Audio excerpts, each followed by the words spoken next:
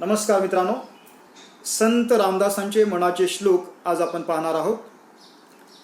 संत रामदासांच्या 50 वर्ष केलेल्या चिंतनाचं सार त्यांच्या दासबोध या ग्रंथातून प्रकटलेलं आहे. पण एकूण संत रामदासांच्या समग्र वाङ्मयामध्ये जे चिंतन व्यक्त झालेलं आहे, जो विचार व्यक्त झालेला आहे, त्याचं सार मनाच्या श्लोकातून प्रकटलेलं आहे असं म्हटलं तरी अतिशयोक्ती ठरणार नाही. मित्रांनो, मनाचे श्लोक संत रामदासांनी जे लिहिलेले आहेत, हे मनाचे श्लोक मानवी मनास उद्देशून लिहिलेले आहेत. म्हणजे संत रामदासांनी मानवी मनाला उद्देशून केलेला उपदेश म्हणजे मनाचे श्लोक आहेत. किंवा मनाचे श्लोक हे मनाला केलेला बोध असल्यामुळं त्याला मनबोध असंही म्हणतात किंवा मनोबोध असंही म्हणतात. म्हणजे रामदासांचा हा बोध मनाला उद्देशून आहे, रामदासांचा उपदेश मनाला उद्देशून आहे, म्हणून याला मनोबोध असं म्हणतात. आणि या मनाच्या श्लोकाची रचना संत रामदासांनी भुजंग प्रयात वृत्तामध्ये केलेली आहे. आणि या मनाच्या श्लोकामध्ये एकूण 205 श्लोक आहेत. आणि हे मनाचे श्लोक संत रामदासांनी का लिहिले, त्याच्या मागची भूमिका काय? तर मित्रांनो, रामदासी संप्रदाय किंवा समर्थ संप्रदाय हा भिक्षेवर जगणारा संप्रदाय आहे. म्हणजे रामदासी शिष्य जेव्हा देशाटन करत होते तेव्हा म्हणजे सोबत काही धान्य वगैरे घेऊन जात नव्हते, तर ज्या गावात गेले त्या गावामध्ये भिक्षा मागून त्याच्यावर ते उदरनिर्वाह करत होते. मग समाजाकडून भिक्षा घेत असताना आपणही समाजाला काहीतरी दिलं पाहिजे, म्हणून या भूमिकेतून संत रामदासांनी हे मनाचे श्लोक लिहिलेले आहेत. म्हणजे रामदासी शिष्यानं भिक्षा मागत असताना प्रत्येक घरात एक विचार द्यावा, या भूमिकेतून संत रामदासांनी 205 मनाचे श्लोक लिहिलेले आहेत. आणि समाजामध्ये आता हे मनाचे श्लोक लिहिण्यामागचं म्हणजे रामदासांची भूमिका काय? एकतर भिक्षा मागत असताना प्रत्येक घरामध्ये एक सदविचार द्यावा, या भूमिकेतून त्यांनी मनाचे श्लोक लिहिलेले आहेत. त्याचबरोबर तो काळ होता इस्लामी साम्राज्याचा काळ होता, इस्लामी सत्तेचा काळ होता. जिकडं तिकडं इस्लामी साम्राज्य होतं, इस्लामी साम्राज्याचा ऐन मध्यानाचा काळ. आणि इस्लामी अन्याय अत्याचार प्रचंड मोठ्या प्रमाणामध्ये वाढलेले होते. समाज हा आसमानी सुलतानी संकटांनी भांबावलेला होता. समाजाचं धैर्य खचत चाललेलं होतं. अशा काळामध्ये समाजामध्ये जागृती घडून आणून समाजाचं मनोबल उंचवावं, या भूमिकेतून संत रामदासांनी हे मनाचे श्लोक लिहिलेले आहेत. म्हणजे समाजामध्ये जागृती घडवून आणून समाजामध्ये भक्ती विचार रुजवावा आणि नीतीभ्रष्ट झालेल्या समाजामध्ये नीती विचार रुजवावा, या भूमिकेतून संत रामदासांनी मनाचे श्लोक लिहिलेले आहेत. आणि नीतीची अधिष्ठान असलेली भक्ती म्हणजे लोकांच्या मनामध्ये रुजवण्याच्या भूमिकेतून त्यांनी हे मनाचे श्लोक लिहिलेले आहेत. म्हणून नीतीचे अधिष्ठान असलेली भक्ती हे मनाच्या श्लोकाचे प्रतिपाद्य विषय आहे. म्हणून पहा, आपण या मनाच्या श्लोकामध्ये संत रामदास सतत म्हणतात, मना सज्जना भक्ती पंथेची जावे. म्हणजे मना सज्जना भक्ती पंथेची जावे म्हणजे या ठिकाणी पहा, भक्ती विचार लोक मनामध्ये रुजवण्याच्या भूमिकेतून संत रामदासांनी मनाचे श्लोक लिहिले आहेत. आणि मनाच्या श्लोकात संत रामदासांनी मनाबरोबरच जनाशी संवाद साधलेला आहे. म्हणजे आता ह्या मनाच्या श्लोकाचं स्वरूप मनोबोध जरी असलं किंवा मनाला उपदेश जरी असला, तरी मनाच्या माध्यमातून जनाशी संवाद साधण्याचा प्रयत्न संत रामदासांनी केलेला आहे. तर अशा प्रकारे ह्या मनाच्या श्लोकाचे स्वरूप आहे. आता या मनाच्या श्लोकाचे विशेष काय आहेत? तर पहा, मनाच्या श्लोकातून प्रामुख्यानं मनोविज्ञान प्रकटलेलं आहे. आता मनोविज्ञान का प्रकटलेलं आहे? तर संत रामदासांचा उपदेश हा मनाला उद्देशून आहे. आणि आपण पाहतो, पहा, माणसाच्या सगळ्या इंद्रियांचा राजा म्हणजे मन आहे. म्हणजे माणसाच्या सगळ्या इंद्रियांचा राजा हा मन आहे. आणि माणसाच्या प्रगतीचं अधोगतीचं मूळ मन आहे, किंवा माणसाच्या विचाराचं मूळ मन आहे, किंवा माणसाच्या विकृतीचंही मूळ मन आहे. म्हणजे अशा प्रकारे पहा, माणसाच्या एकूण म्हणजे प्रगतीचं अधोगतीचं मूळ म्हणजे मन आहे. म्हणजे माणसाचं सर्वस्व म्हणजे मन आहे. म्हणून माणसा म्हणजे असं म्हणतात पहा, मन म्हणजे सर्व इंद्रियांचा राजा आहे, किंवा असं म्हणतात पहा, जो स्वतःचं मन जिंकला तो जग जिंकतो, किंवा ज्याचा मनावर ताबा आहे तो जीवनामध्ये यशस्वी होतो. म्हणून संत रामदास थेट मानवी मनालाच उपदेश करतात. कारण माणसाच्या प्रगतीचं मूळ मन आहे, माणसाच्या अधोगतीचं मूळ मन आहे, माणसाच्या समग्र विचाराचं मूळ हे मन आहे. म्हणून संत रामदास मानवी मनाला उद्देशून उपदेश करतात. आणि मानवी मनाला उद्देशून उपदेश करत असताना संत रामदास मानवी मनाला उपदेश करताना पहा, त्याच्यामध्ये म्हणजे ते तो उपदेश कसा करतात त्याच्यामध्येही त्यांचं मनोविज्ञान दडलेलं आहे. कारण संत रामदास मनाला मरकटा चांडाळा वगैरे असं म्हणत नाहीत. काही ठिकाणी उल्लेख आलेले पहा, मना मरकटा चांडाळा वगैरे, तर संत रामदास मनाला मरकट म्हणत नाहीत. मरकटपणा जरी मनाचा स्वभाव असेल, मन जरी चंचल असेल, मन जरी लहरी असेल, तरी संत रामदास मनाला लहरी चंचल मरकट वगैरे म्हणत नाहीत. उलट ते मनाला म्हणजे सज्जना असं म्हणतात. आता पहा, त्यांच्या मनाच्या श्लोकामध्ये मना सज्जना भक्ती पंतेची जावे असं ते म्हणतात. आता कसं असते पहा, जेव्हा एखाद्या व्यक्तीला सतत जर तू वाईट आहेस असं म्हणू लागलो आपण, तर त्याला वाटतं की आता मला कसं असंही वाईट म्हणू लागलेत, तसंही वाईट म्हणू लागलेत, मग वाईट वागायला काय हरकत आहे. पण एखाद्या मुलाला जर आपण असं म्हटलं, तू खूप चांगला आहेस आणि तुझ्याकडून असं व्हायला पाहिजे कारण तू चांगला आहेस, असं म्हटल्यानंतर त्या मुलाचा कल चांगल्या गोष्टीकडे जातो, म्हणजे तो मुलगा चांगल्या गोष्टीमध्ये गुंततो. म्हणून संत रामदास मनाला मरकटा म्हणत नाहीत, किंवा चांडाळा म्हणत नाहीत, किंवा मनाला लहरी किंवा जहरी वगैरे असं ते म्हणत नाहीत. उलट ते मनाचा गौरव करतात. कारण मनाला चांगल्या गोष्टीमध्ये गुंतवण्यासाठी अगोदर मनाला चांगलं म्हटलं पाहिजे. आपण पाहतो पहा, एखाद्या मुलाला वाईट गोष्टीपासून म्हणजे परावृत्त करून त्याला चांगल्या गोष्टीमध्ये गुंतवण्यासाठी त्याला अगोदर म्हणजे तू चांगला आहेस असं म्हटलं पाहिजे, तू शहाणा आहेस, तू चांगला आहेस, तू चांगल्या गोष्टी केल्या पाहिजेत असं म्हटलं पाहिजे. आणि त्या भूमिकेतून संत रामदास यांनी काय म्हणजे मनाकडं सकारात्मक नजरेनं पाहतात. आणि ते म्हणतात पहा, मना सज्जना म्हणजे मनाला ते सज्जन संबोधतात. कारण मनाच्या ठिकाणाचं सज्जनत्व जागृत करायचं आहे त्यांना. मनाच्या ठिकाणचं सज्जनत्व जागृत करायचं असल्यामुळं संत रामदास मनाला ते म्हणतात मना सज्जना. म्हणून ते सतत पहा मना सज्जना असं म्हणतात. यातही संत रामदासांचं मनोविज्ञान आहे पहा. म्हणजे मानसिक स्तरावरचा विचार करून ते मनाला सज्जना असं म्हणतात.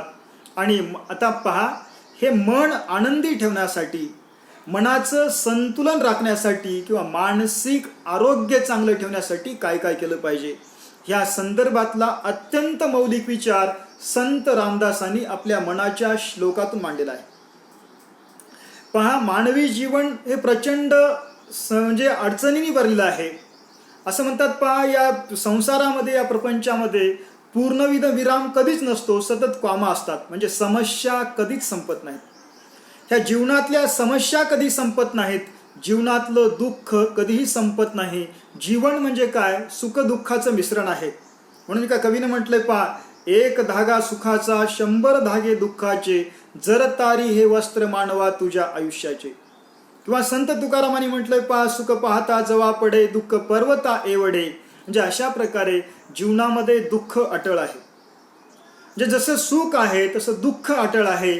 पण दुःख अटळ आहे, जीवनामध्ये संकट अटळ आहेत, जीवनामध्ये समस्या अटळ आहेत. म्हणून सतत समस्या संकटांचं स्मरण करून चिंता करून काही फायदा होत नाही. म्हणजे समस्येची चिंता करून, म्हणजे संकटांची चिंता करून जीवनातले संकट आणि समस्या नाहीसे होत नाही, तर उलट वाढतात. किंवा चिंता केल्यामुळं संकटाची तीव्रता वाढत असते, अशी रामदासांची भूमिका आहे. म्हणून ते आपल्या मनाच्या श्लोकामध्ये म्हणतात पहा, मनी मानवा व्यर्थ चिंता वाहते, अकस्मात होऊन जाते. माणसाचं मन पहा, एकतर भूतकाळात रेंगाळत असते किंवा भविष्य काळाची चिंता करत असते. वर्तमानात फार कमी लोक जगत असतात. म्हणजे वर्तमानातील क्षणाचा आनंद न घेता, वर्तमानात न जगता भविष्याची चिंता खूप लोक करत असतात आणि त्यातून मानसिक स्वास्थ्य हरवत असतात. त्याचा परिणाम मानसिक आरोग्यावर होतो. म्हणून संत रामदास आपल्या मनाच्या श्लोकामध्ये म्हणतात पहा, मनी मानवा व्यर्थ चिंता वाहते. माणूस मनातल्या मनात विनाकारण भविष्याची चिंता वाहतो, पण भविष्याची चिंता करून भविष्यातले संकट टळत नाहीत. उलट उद्या येणारं संकट हे आपल्या जीवनामध्ये आज येत असते. उद्याच्या संकटाचं जर आज आपण चिंता करू लागलो तर उद्याच्या संकटाचे परिणाम आपल्या मनावर आज दिसतात. म्हणून संत रामदास म्हणतात पहा, मनी मानवा व्यर्थ चिंता वाहते, अकस्मात होणार होऊन जाते. आपण उद्या काय घडेल, भविष्यात काय घडेल याची चिंता करतो, पण जे होणार आहे ते अकस्मात होऊन जाते. म्हणून त्याची काळजी करण्याची गरज नाही. भविष्यात संकट येणार आहेत याची चिंता आज करत बसू नये, कारण त्याचा परिणाम माणसाच्या मनाच्या आरोग्यावर होतो, असं संत रामदास सांगतात. किंवा जीवनामध्ये दुःख आहे, जीवनामध्ये समस्या आहेत, म्हणून समस्येचं भांडवल करून, दुःखाचं भांडवल करून जर आपण रडत बसलो तर ह्या जीवनातल्या आनंदाचे जे क्षण आहेत त्याचा आपल्याला उपभोग घेता येणार नाही. म्हणून हे जीवन आनंदाने जगायचं असेल, ह्या जीवनाचा उपभोग घ्यायचा असेल तर दुःखाकडं दुर्लक्षच केलं पाहिजे. बहिणाबाईची कविता आहे पहा, त्या कवितेमध्ये बहिणाबाई म्हणतात, रडू नको माझ्या जीवा तुले रड्याची रे सव, रडू हसव रे जवा त्यात संसाराची चव. आणि या ठिकाणी संत रामदास आपल्या मनाच्या श्लोकामध्ये म्हणतात पहा, मना मानसी दुःख आणू नको रे, मना सर्वता शोक चिंता नको रे. जीवनामध्ये समस्या आहेत, जीवनामध्ये अडचणी आहेत, जीवनामध्ये अडथळे म्हणजे जीवनामध्ये अनेक प्रकारचं दुःख आहे. म्हणून या ठिकाणी सतत मनामध्ये म्हणजे मनातल्या मनात दुःखाला कुरवाळत बसू नये. म्हणजे जीवनामध्ये दुःख आहे म्हणून मनातल्या मनात दुःखाला कुरवाळत बसू नये. सतत जर तुम्ही दुःखाला कुरवाळत बसलात तर तुमच्या जीवनामध्ये वैफल्य आल्याशिवाय राहणार नाही, तुमच्या जीवनामध्ये नैराश्य आल्याशिवाय राहणार नाही, किंवा तुमची जगण्याची आसक्तीच संपेल. म्हणून संत रामदास म्हणतात पहा, मना मानसी दुःख आणू नको रे. मनातल्या मनात दुःख आणू नको. जीवनामध्ये दुःख आहे म्हणून ते दुःख मनात आणू नको किंवा त्या दुःखाला कुरवाळत बसू नको. मना सर्वता शोक चिंता नको रे. जसं बहिणाबाई म्हणतात पहा, रडू नको माझ्या जीवा तुले रड्याची रे सवय. रडू लागलास तुला रडायची सवय लागेल. म्हणून या पुढे या ठिकाणी संत रामदास म्हणतात पहा, मना सर्वथा शोक चिंता नको रे. जीवनामध्ये शोक आहे, दुःख आहे, वाईट प्रसंग घडतात, म्हणून सतत त्याचं दुःख करत बसू नये किंवा त्याची सतत चिंता करत बसू नये. चिंता करून आपल्या जीवनातलं दुःख कमी होत नाही तर दुःखाची तीव्रता वाढत असते, असं संत रामदास सांगतात. आणि पहा, म्हणजे दुःख केवळ आपल्याच जीवनामध्ये नसते, ह्या जगात प्रत्येक माणसाच्या जीवनामध्ये दुःख आहे. म्हणजे पहा, या ठिकाणी संत रामदास एक शाश्वत सत्य असं सांगतात की जगामध्ये पूर्णतः सुखी असा माणूस तुम्हाला शोधूनही सापडणार नाही. जगामध्ये दुःख नाही असा माणूस तुम्हाला सापडणार नाही. म्हणजे आपण गौतम बुद्धाच्या जीवनातला तो प्रसंग पाहतो पहा. गौतम बुद्धाकडे कोणी एक व्यक्ती आला, म्हणला की महाराज की एकही म्हणजे दुःख नाही असा माणूस सापडेल का? तर गौतम बुद्ध फार मार्मिक उत्तर देतात. म्हणतात की म्हणजे ज्याच्या घरी एकही व्यक्ती मेला नाही असा माणूस तुम्हाला शोधून दाखव. म्हणजे या ठिकाणी पहा, जगामध्ये प्रत्येक माणसाच्या जीवनामध्ये दुःख आहे. म्हणून या ठिकाणी पहा, केवळ आपल्याच जीवनामध्ये दुःख आहे असा विचार आपण करू नये. म्हणजे सुखाप्रमाणे प्रत्येक माणसाच्या जीवनामध्ये दुःख आहे. पूर्णतः सुखी माणूस जगामध्ये कोणीही सापडत नाही. केवळ आपल्याला वाटत असते तो सुखी असेल, तो सुखी असेल, पण प्रत्येकाच्या जीवनामध्ये दुःख असते, प्रत्येकाच्या जीवनामध्ये समस्या असतात. फक्त प्रत्येकाच्या दुःखाचं स्वरूप वेगळं असते, समस्येचं स्वरूप वेगळं असते. पण समस्या नाही, दुःख नाहीत असा माणूस जगामध्ये शोधूनही सापडत नाही. म्हणून आपण आपल्या जीवनातील दुःखाचं भांडवल करू नये किंवा आपल्या जीवनातील समस्येला आपण कुरवाळत बसू नये किंवा त्याच्या समस्येच्या नावावर रडत बसू नये, संत रामदास सांगतात. म्हणून ते आपल्या एका श्लोकामध्ये म्हणतात पहा, जनी सर्व सुखी असा कोण आहे, विचारे मना तुझी शोधून पाहे. तू तुझ्या जीवनामध्ये दुःख आहे म्हणून रडत बसलास, तू तुझ्या जीवनामध्ये समस्या आहेत म्हणून रडत बसलास, पण जगामध्ये सर्व सुखी म्हणजे सर्व दृष्टीने सुखी असा एकतरी माणूस सापडतो का, ते शोधून दाखव.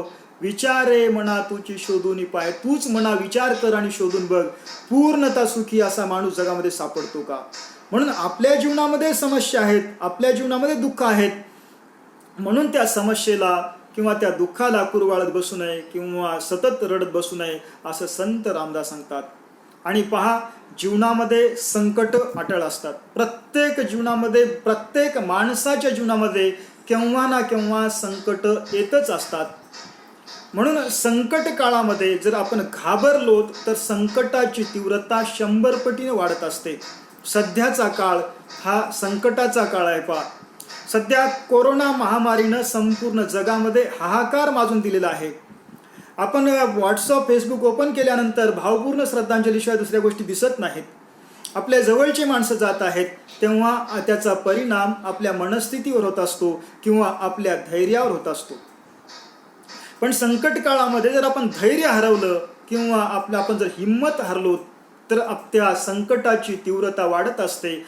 आजपर्यंतच्या महामारीचा जर इतिहास पाहिला तर महामारीच्या धास्तीनं जास्त लोक मेलेले आहेत. असं म्हणतात, पहा, कुछ हैजे से मरे तो कुछ हैबत से मरे. म्हणजे या ठिकाणी पहा, महामारीच्या धास्तीनं अधिक लोक मरतात. म्हणून कुठलंही संकट आल्यानंतर मनामध्ये धैर्य बाळगलं पाहिजे. तुकारामांचा एक अभंग आहे, पहा, त्या अभंगामध्ये म्हणतात की भयाची ये पोटी दुःखाची ये राशी, म्हणजे भीतीच्या पोटी दुःखाच्या राशी असतात असं संत तुकाराम सांगतात. म्हणून संत रामदास आपल्या मनाच्या श्लोकामध्ये म्हणतात, पहा, मना श्रेष्ठ धरिष्ठ जीवी धरावे. म्हणजे पहा, मना श्रेष्ठ धारिष्ठ जीवी धरावे म्हणजे अशा संकट काळामध्ये जीवनामध्ये जेव्हा जेव्हा संकट येतात तेव्हा मनामध्ये धैर्य बाळगलं पाहिजे आणि ते पुढे म्हणतात, पहा, मना बोलणेनीच शोषित जावे. समाजामध्ये सगळे माणसं सारखे नसतात, काही बावळट असतात, त्यांना काय बोलायचं कळत नाही. अनेक वेळा कोरोना झालेल्या पेशंटला सांगतात की तुझ्या कालपरस हा वारला, तो वारला. लोक फार मरायलेत, म्हणजे जो कोरोना झालेला आहे तोही धास्तीनं मरावा अशा प्रकारचं बोलतात. म्हणजे अनेक लोकांना काय बोलावं ते कळत नाही. आणि अशा लोकांचं बोलणं देखील सहन करायची तयारी ठेवलं पाहिजे. म्हणजे ज्यांना कळत नाही असे बावळट लोक जे असतात ते संकट प्रसंगी बोलत असतात आणि त्यांचं बोलणंही समजून घेतलं पाहिजे. त्यांच्या बोलण्याच्या आहारी जाऊन धास्ती घेऊ नये असंही संत रामदास या ठिकाणी सांगतात. म्हणजे संत रामदास मनाच्या धैर्याबद्दलचा जो विचार मांडतात तो आज वर्तमान कोरोना महामारीच्या पार्श्वभूमीवर अत्यंत उपयुक्त असा आहे. आणि कसं असते, पहा, तुमच्या जीवनामध्ये तुमच्या जीवनाचे शिल्पकार तुम्ही आहात. म्हणजे तुम्ही प्रत्येक गोष्टीकडे कसं पाहता किंवा तुमची मानसिकता कशी आहे त्याच्यावर तुमची मनस्थिती अवलंबून असते. म्हणजे तुम्ही किती सकारात्मक विचार करता त्याच्यावर तुमचं मानसिक आरोग्य अवलंबून असते. अनेक लोक म्हणजे सतत नकारात्मक विचार करतात. जे लोक सतत नकारात्मक विचार करतात त्याच्या नकारात्मक विचाराचा परिणाम त्यांच्या मनस्थितीवर होतो किंवा मानसिक आरोग्यावर होतो. सतत नकारात्मक विचार करणारे लोक हळूहळू मनोरुग्ण होतात. म्हणून संत रामदास त्या संदर्भात आपल्या एका मनाच्या श्लोकामध्ये म्हणतात, पहा, उभा कल्पवृक्षातळी दुःख वाहे तया अंतरी सर्वदा तेची आहे. म्हणजे काही लोक कल्पवृक्षाखाली राहूनही म्हणजे नकारात्मक विचार करतात, त्यांच्या जीवनामध्ये कधीही सुख येत नाही. म्हणून माणसानं आपल्या मनाची ऊर्जा वाढवण्यासाठी, मनोबल उंचावण्यासाठी सतत सकारात्मक विचार केलं पाहिजे असं संत रामदास आपल्या या मनाच्या श्लोकामध्ये सांगतात. मित्रांनो, संत रामदासांनी आपल्या मनाच्या श्लोकामध्ये जे मनाविषयीचं चिंतन मांडलेलं आहे त्यांचं ते जे मनोविज्ञान आहे ते मनोविज्ञान प्रचंड पुढचं आहे. आज 21व्या शतकामध्ये वेगवेगळे मानसशास्त्रज्ञाचे जे सिद्धांत मांडतात त्याच्याही पुढचं मनोविज्ञान संत रामदासांनी 17व्या शतकामध्ये मांडलेलं आहे. आज कोरोना महामारीच्या पार्श्वभूमीवर आपलं मानसिक आरोग्य कसं राखलं पाहिजे त्या संदर्भात संत रामदासांनी मांडलेलं मनोविज्ञान अत्यंत उपयुक्त ठरणारं आहे असं आपल्याला या ठिकाणी दिसून येते. तर यानंतर पहा, संत रामदासांनी या जगाकडं विवेकी दृष्टिकोनातून पाहण्याची दृष्टी देतात. म्हणजे संत रामदास आपल्या मनाच्या श्लोकामध्ये माणसाच्या विवेकाला आवाहन करतात किंवा माणसाच्या विवेकाला छेडतात किंवा माणसाचं विवेक जागवण्याचा प्रयत्न संत रामदासांनी आपल्या मनाच्या श्लोकातून केलेला आहे. ते मनाच्या श्लोकामध्ये माणसाच्या विवेकाला जागवण्याच्या भूमिकेतून, माणसाच्या विवेकाला छेडण्याच्या भूमिकेतून संत रामदास आपल्या श्लोकामध्ये म्हणतात पहा, विवेके देहबुद्धी सोडून द्यावी, विदेहीपणे मुक्ती भोगीत जावी, असं ते या ठिकाणी सांगतात पहा. आता पहा, संत रामदास आपल्या मनाच्या श्लोकामध्ये सांगतात की विवेकी देहबुद्धी सोडून द्यावी, म्हणजे माणसानं प्रत्येक गोष्टीचा विवेकानं विचार करावा. हा देह वेगळा आणि मी वेगळा, या भूमिकेतून या म्हणजे या जीवनाकडे पाहावं. आणि सतत जर तुम्ही देहामध्ये गुरफटून बसलात तर तुम्ही त्याच्यातच गुरफटून बसाल आणि त्याच्यामुळं तुम्ही तुमचं ध्येय साध्य करू शकणार नाही. म्हणून ते म्हणतात पहा, विवेके देहबुद्धी सोडून द्यावी, म्हणजे स्वतःच्या देहाकडं तटस्थपणे पाहण्याची दृष्टी आली पाहिजे माणसाकडं. स्वतःच्या देहाकडं, स्वतःच्या जीवनाकडं एखादा साक्षीदार पाहिल्याप्रमाणे किंवा एखादा तिसरा माणूस पाहिल्याप्रमाणे पाहता आलं पाहिजे. तोच माणूस जीवनामध्ये आपलं मानसिक संतुलन राखू शकतो जो स्वतःकडं त्रयस्थपणे पाहतो. तोच माणूस मानसिक आरोग्य आपलं चांगलं टिकू शकतो जो स्वतःकडं त्रयस्थपणे पाहतो. आणि या ठिकाणी संत रामदास तीच दृष्टी देतात. ते म्हणतात की विवेकानं आपल्या म्हणजे आपली देहबुद्धी सोडून द्यावी, म्हणजे स्वतःकडं त्रयस्थ नजरेनं पाहावं. विदेहीपणे मुक्ती भोगीत जावी, याची देही याची डोळा, आपण स्वतःकडं त्रयस्थपणे पाहून मुक्तीचा आनंद घेतला पाहिजे, असं संत रामदास आपल्या मनाच्या श्लोकामध्ये म्हणतात.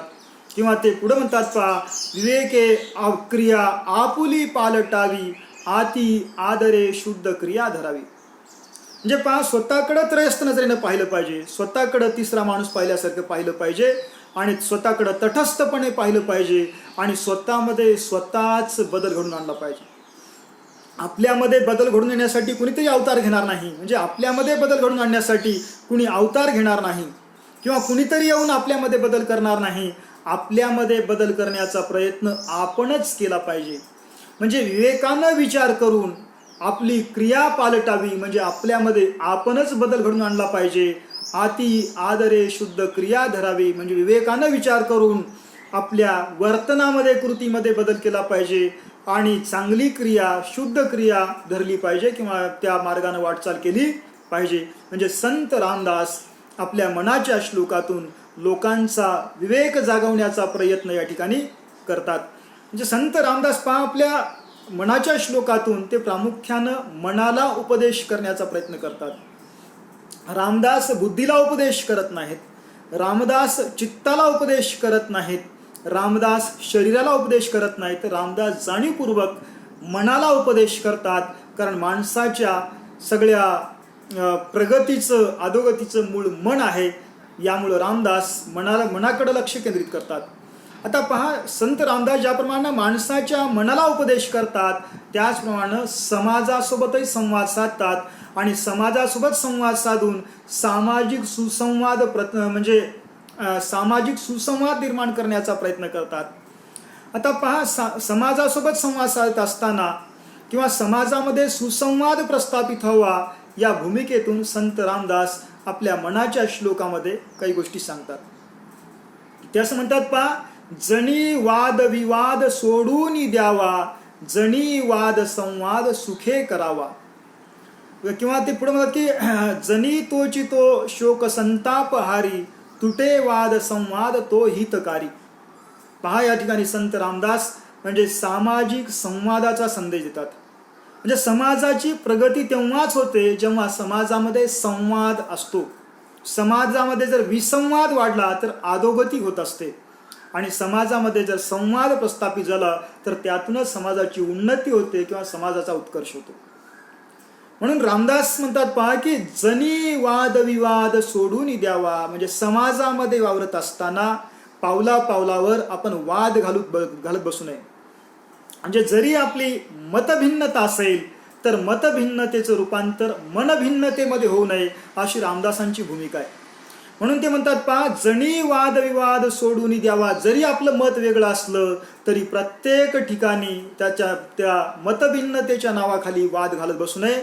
म्हणजे जनामध्ये म्हणजे समाजामध्ये वावरत असताना वाद विवाद सोडून द्यावा, जणी वाद संवाद सुखे करावा. समाजामध्ये वावरत असते वेळेस वादापेक्षा संवादावर भर द्यावं आणि समाजामध्ये चांगला संवाद प्रस्थापित करावा असं संत रामदास सांगतात. जनी तोची तो शोक संताप हरी तुटे वाद संवाद तो हितकारी. म्हणजे आपण या ठिकाणी आपण शोक संताप ह्या गोष्टी करत बसलो आणि त्यातून आपण वाद निर्माण करत बसलो तर त्यातून म्हणजे काही साध्य होत नाही.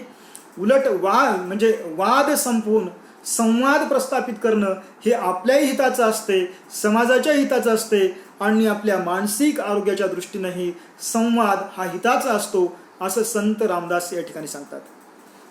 किंवा समाजामध्ये वावरते वेळेस म्हणजे कसं वर्तन केलं पाहिजे किंवा कसं बोललं पाहिजे तेही संत रामदास सांगतात. पहा, कारण कसं असते पहा, माणसाच्या जीवनातल्या 90% समस्या आपल्या बोलण्यातून निर्माण होतात असं सांगतात. म्हणून चिनी भाषेमध्ये एक म्हण आहे पहा की माणसानं प्रत्येकाला कान द्यावं पण प्रत्येकाला जीभ देऊ नये. म्हणजे या ठिकाणी पहा, आपल्या बोलण्यातून अनेक समस्या निर्माण होतात.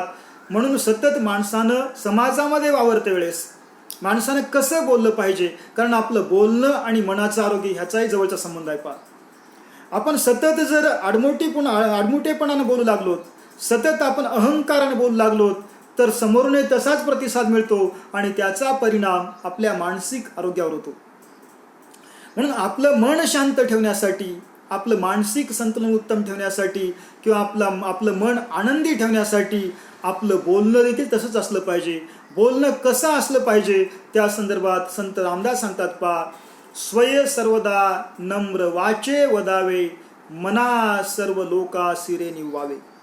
ते म्हणतात पहा, स्वय म्हणजे स्वतः अगोदर सर्वांसोबत नम्रतेनं बोललं पाहिजे. समोरचा माणूस मला नम्रतेनं बोलावं ही जर आपली अपेक्षा असेल तर स्वतः आपण अगोदर नम्रतेनं बोललं पाहिजे. आपण आहो म्हटल्यानंतर समोरचा माणूस काहो म्हणून सन्मानानं बोलतो. आपण आरे म्हटलं तर समोरचा माणूस कारे म्हणून आपला फजिती केल्याशिवाय राहत नाही. म्हणून संत रामदास म्हणतात पहा, स्वय म्हणजे स्वतः, सर्वदा म्हणजे सदैव नम्र बोललं पाहिजे. म्हणजे आपल्या वाचेनं म्हणजे आपल्या जिभेनं आपण प्रत्येकाला नम्र बोललं पाहिजे. असं म्हणतात पहा, जिभेला हाड नसते पण जिभेचा गैरवापर केला तर अंगातले सगळेच हाडं मोडतात. कबीराचा एक दुआ आहे पहा, दंत कहे जीभ को हम 32 तू अकेली माय, एक बार चबा दिया तो तेरा क्या हो जाए. जीभ कहे दंत को तुम 32 मैं अकेली माय, एक बार तेडी चली तो 32 गिर जाय. म्हणजे पहा, या ठिकाणी दात जिभेला म्हणतात आम्ही 32 आहोत, तू एकटी आहेस. एकदा जर आम्ही सगळ्यांनी मिळून चावलं तर तुझी अवस्था काय होईल. तेव्हा जीभ फार मार्मिक उत्तर देते. ती म्हणते पहा, तुम्ही 32 आहात मला मान्य आहे, मी एकटी आहे मला माहीत आहे, पण मी जर वाकडी चालले तर तुम्ही 32ही पडल्याशिवाय राहणार नाहीत. म्हणजे अशा प्रकारे समाजामध्ये जर आपल्याला समाजाकडून सन्मान आपल्याला मिळवायचा असेल आपलं म्हणजे तर आपण स्वतःहून आपण चांगलं बोललं पाहिजे. सतत आपण सगळ्यांना नम्र बोललं पाहिजे या जिभेनं.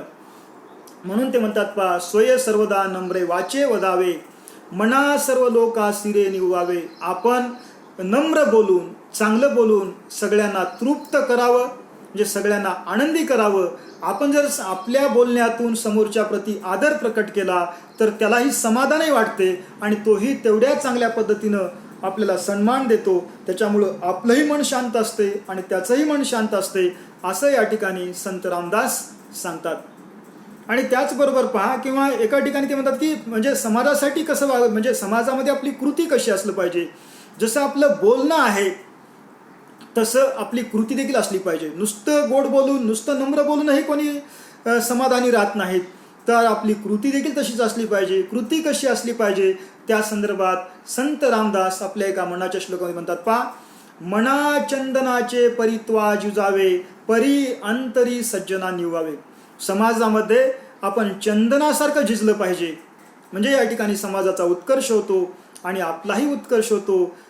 परी अंतरी सज्जना निवावे, मना चंदनाचे परित्वा झिजावे, चंदनासारखं स्वतः झिजून इतरांचं जीवन सुगंधित करावं आणि या जगामधले जे संत सज्जन लोक आहेत त्यांना तृप्त करावं असं संत रामदास सांगतात. म्हणजे या ठिकाणी पहा, संत रामदासांनी मनाच्या श्लोकातून सामाजिक संवादाचा संदेश या ठिकाणी देतात. तर त्याचबरोबर पहा, संत रामदासांनी मनाच्या श्लोकातून कृतिशीलतेचा पुरस्कार केलेला आहे. संत रामदासांना पडीक पांडित्य मान्य नव्हतं. किंवा केवळ बोलघेवडेपणा संत रामदासांना मान्य नव्हता. ते असं म्हणतात की माणसानं कृतीशील असलं पाहिजे, म्हणजे माणसाच्या उक्तीला कृतीची जोड असली पाहिजे. म्हणजे माणसाच्या उक्तीला तेव्हाच अर्थ प्राप्त होतो जेव्हा त्या उक्तीला कृतीचं अधिष्ठान असते. म्हणजे उक्तीला कृतीची जोड असणं गरजेचं आहे, तरच त्या उक्तीला वजन प्राप्त होत असते किंवा त्या माणसाला समाजामध्ये सन्मान प्राप्त होतो. म्हणजे ज्या माणसाच्या उक्तीला कृतीची जोड आहे त्यालाच समाजामध्ये सन्मान प्राप्त होतो. म्हणून संत रामदास म्हणतात पहा, फुकाचे मुखी बोलता काय वेचे, दिसंदिस अभ्यंतरी गर्व साचे, क्रियेविन वाचाळता व्यर्थ आहे, विचारे तुझा तुझी शोधून पाहे. नुसतं काही कृती न करता नुसतं फुकट बोलत बसलं तर त्यातून काही साध्य होत नाही. उलट काय होते, नुसतं बोलघेवडाच माणूस असतो, नुसता गप्पा मारणाराच माणूस असतो, त्याच्या मनामध्ये कोरडं अहंकार वाढत असते. म्हणजे नुसते गप्पा मारणारे जे लोक असतात पहा, त्यांच्या मनामध्ये कोरडा अहंकार असतो. आणि अशा प्रकारे कृती न करता नुसत्या गप्पा मारू लागलो तर आपल्या मनामध्ये विनाकारण अहंकार वाढतो आणि तो अहंकार कोरडा अहंकार आहे. आणि अहंकार हा माणसाला अधपतनाकडे नेत असतो. असं म्हणतात पहा की बहिणाबाईची कविता आहे, अरे मी कोण मीपणाची मरी माय, देखईची कशी तर स्वतःलेच खाय, असं ती आपल्या एका कवितेमध्ये म्हणते. किंवा संत तुकाराम म्हणतात पहा, कोडियाचे गोरेपण तैसे अहंकारी मन. अहंकार कसा असतो तर कोड फुटलेल्या माणसाचा गोरेपणा जसा असतो तसा अहंकार निरर्थक असतो. म्हणून संत रामदास असं म्हणतात पहा, जर तुम्ही कृती न करता नुसत्या फुकटच्या गप्पा मारू लागला तर दिवसेंदिवस तुमच्या मनामध्ये कोरडा अहंकार वाढतो आणि अहंकार माणसाला अधपतनाकडे नेत असतो. म्हणून संत रामदास म्हणतात पहा, क्रियेविन वाचाळता व्यर्थ आहे. म्हणजे क्रियेशिवाय नुसतं बोलणं हे व्यर्थ आहे. तुकारामांचा एक अभंग आहे पहा, बोलाचीच कडी बोलाचाच भात, जेवून या तृप्त कोण झाला. तुकाराम महाराज त्या अभंगामध्ये म्हणतात की बोलाची कडी बोलाचाच भात, जेवून या तृप्त कोण झाला. नुसतं बोलाची कडी बोलाचा भात खाऊन कोणी तृप्त होत नाही. त्याप्रमाणे नुसतं बोलून काही फायदा होत नाही. क्रियेला म्हणजे क्रियेविन वाचाळता व्यर्थ आहे. कृती न करता नुसत्या गप्पा मारणं हे निरर्थक आहे. आणि ज्यांच्या कृतीला म्हणजे ज्यांच्या उक्तीला कृतीचं अधिष्ठान आहे त्याच माणसांना समाजामध्ये सन्मान प्राप्त होतो. म्हणून संत तुकारामांचा एक अभंग आहे पहा, बोले तैसा चाले त्याची वंदावी पाऊले, असं संत तुकाराम महाराज म्हणतात. आणि या ठिकाणी संत रामदास म्हणतात, क्रियेविन वाचाळता व्यर्थ आहे. क्रियेशिवाय नुसतं बोलणं निरर्थक आहे. विचारे तुझा तुझी शोधून पाहे. तूच विचार कर, क्रियेशिवाय गप्पा मारणं हे योग्य आहे का आणि त्यातून काही साध्य होते का, असं संत तुकाराम या ठिकाणी विचारतात. म्हणजे संत रामदासांनी या आपल्या मनाच्या श्लोकातून म्हणजे उक्तीला कृतीची जोड मिळाली पाहिजे. क्रियेशिवाय वाचाळता व्यर्थ आहे. म्हणून माणसानं सतत क्रियाशील असलं पाहिजे असं या ठिकाणी संत रामदासांनी आपल्या या मनाच्या श्लोकातून सांगितलेले आहे. आणि त्याचप्रमाणे पहा, संत रामदासांनी आपल्या मनाच्या श्लोकातून सतसंगतीचं महत्त्व सांगतात. आता सतसंगतीचं महत्त्व का सांगतात तर मनाला सम्यक दिशा मिळण्यासाठी, मन सत्कार्यामध्ये गुंतण्यासाठी मनाला सतसंगतीची गरज असते किंवा माणसाला सतसंगतीची गरज असते. संत संगतीचं महत्त्व काय, सतसंगाचं महत्त्व काय ते संत रामदास आपल्या मनाच्या श्लोकामध्ये सांगतात. ते म्हणतात पहा, धरी रे मना संगती सज्जनांची, जेने वृत्ती ही पालटे दुर्जनांची, बळे भाव सद्बुद्धी सन्मार्ग लागे, महाक्रूर तो काळ विक्राळ भंगे. आता पहा, माणसाच्या जीवनामध्ये काही उत्कर्ष करायचा असेल, काही उन्नती करायची असेल तर माणसानं सतसंगती धरलं पाहिजे किंवा सज्जनांची संगत केली पाहिजे. कारण सज्जनांच्या संगतीमुळं आपल्यातील सद्गुणांचं संवर्धन होत असते, आपल्यातील सद्गुण वाढत असतात आणि त्या सद्गुणाच्या संवर्धनातूनच माणसाचा उत्कर्ष होत असतो. म्हणून संत रामदास मनाला उद्देशून म्हणतात पहा, धरी रे मना, मनाला सांगतात ते, धरी रे मना संगती सज्जनाची. मना तू काय कर, जाणीवपूर्वक सज्जनांची संगत कर. कारण मन खूप चंचल आहे. मन जर रिकामं राहिलं तर रिकाम्या मनामध्ये अनेक प्रकारच्या विकृती उद्भवतात. असं म्हणतात पहा, रिकामं डोकं सैतानाचं घर. म्हणजे मन जर रिकामं राहिलं तर त्याच्यातून अनेक विकृती उद्भवतात म्हणून मनानं सज्जनाच्या संगतीमध्ये गुंतलं पाहिजे, जेणे वृत्ती हे पालटे दुर्जनांची, आणि त्यातून काय होत असते, आपल्यातलं दुर्जनत्व नाहीसं होत असते आणि आपल्या वृत्तीचा पालट होत असतो.